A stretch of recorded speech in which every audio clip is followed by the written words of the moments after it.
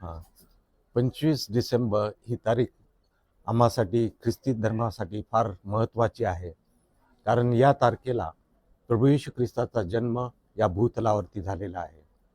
देवाने ज्यावेळेस पहिल्यांदा ही पृथ्वी निर्माण केली, त्यावेळेस त्याने सर्वांना निर्माण केलं होतं आणि त्याच्यामध्ये मानवाला सर्वश्रेष्ठ स्थान दिलं होतं. परंतु मानवाच्या पातकामुळे ही पृथ्वी भ्रष्ट झाली होती.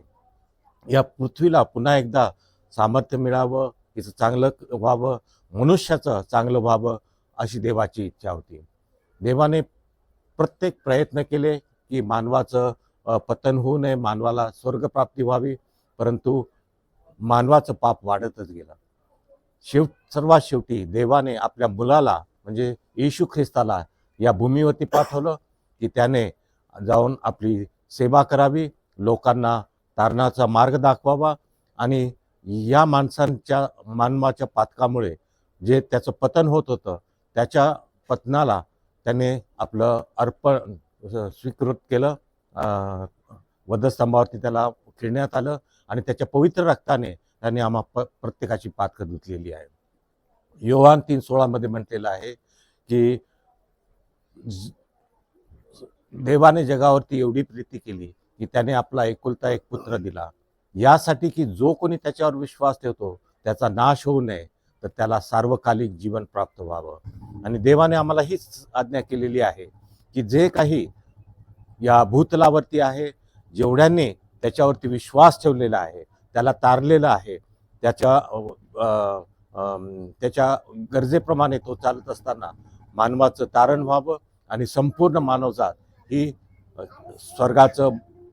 स्वर्गामध्ये तिला स्थान मिळावं अशी देवाची इच्छा होती. आणि म्हणून आम्ही ख्रिस्ती धर्मातील आणि सर्व मानवजातीसाठी आम्ही प्रार्थना करत असतो की देवाने आम्हा प्रत्येकाचं तारण करावं आणि आम्हाला स्वर्गप्राप्ती मिळावी. या ख्रिस्त जयंतीच्या निमित्ताने मी आपणाला हार्दिक शुभेच्छा देतो आणि हे नवीन वर्ष आणि ख्रिसमस हे तुम्हाला आणि सर्व मानवजातीला सुखाचं, समाधानाचं आणि आरोग्याचं लाभो, हीच माझी प्रार्थना आहे. आज संध्याकाळी क्राइस्ट चर्चमध्ये विशेष कार्यक्रम आहे, विशेष भक्ती आहे आणि त्याच्यानंतर सकाळी 7:30 वाजता एक भक्ती आहे आणि त्याच्यानंतर 10:30 वाजता दुसरी भक्ती आहे की जिच्यामध्ये आम्ही सर्व येऊन प्रभूची प्रार्थना करतो आणि प्रभूला मान महिमा देतो. ज्याप्रमाणे देवाने आपला मुलगा आम्हा मानवजातीसाठी शेअर केलेला आहे, आम्हा मानवजातीसाठी दिलेला आहे, त्या शेअरिंगमध्ये आम्हाला हेच कळून येतं की ज्याप्रमाणे देवाने आमच्यासाठी त्याचा पुत्र पाठवला, त्याचप्रमाणे तुम्ही देखील या आपल्या मानवजातीसाठी थोडासा वेळ द्यावा, थोडेसे पैसे द्यावे, थोडासा प्रेम द्यावं, थोडीशी शांती द्यावी की जेणेकरून प्रत्येकाला या गोष्टीचा लाभ होता यावा, हीच माझी प्रार्थना. माझं नाव राईट रेव्हरंड प्रकाश पाटोळे, मराठवाडा धर्मप्रांताचे नवीन बिशप. थँक्यू.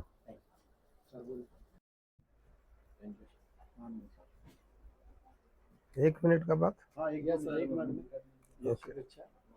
हिंदी बोलूं कि मराठी बोलूं? हिंदी बोलूं. मेरा नाम मधुकर उत्तमराव कसाब है और मैं मराठवाड़ा धर्मप्रांत चर्च ऑफ नॉर्थ इंडिया का सेवानिवृत्त बिशप हूँ. मैं इस क्रिसमस के अवसर पर सभी को शुभकामना देता हूँ. प्रभु यीशु इस जगत में मनुष्य रूप धारण करके इसलिए आया कि सबको शांति मिले, सबका उद्धार हो जाए और एक दूसरे से भाईचारा रखे, प्यार करे.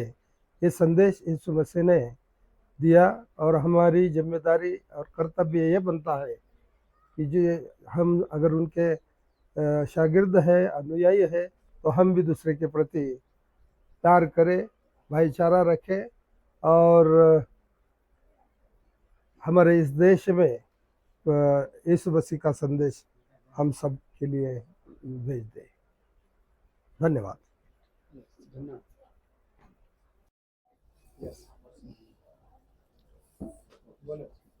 ह्या वर्षी आपण 2024 ही ख्रिस्त जयंतीसाठी म्हणजे बनवत आहोत. आणि प्रभू येशू ख्रिस्ताने जो जगाला दया, क्षमा, शांती आणि प्रेमाचा संदेश दिलेला आहे, त्याचं अनुकरण सर्व जनतेने करावी. आम्हीही म्हणजे शेजाऱ्यावर प्रीती करावी आणि एकमेकाशी भाईचारांच्या म्हणजे यांनी राहावं आणि शांतीने राहावे अशी मी प्रार्थना करतो. आणि संपूर्ण औरंगाबादवासियांना, छत्रपती संभाजी नगरवासियांना मी ख्रिसमसच्या हार्दिक हार्दिक शुभेच्छा देतो.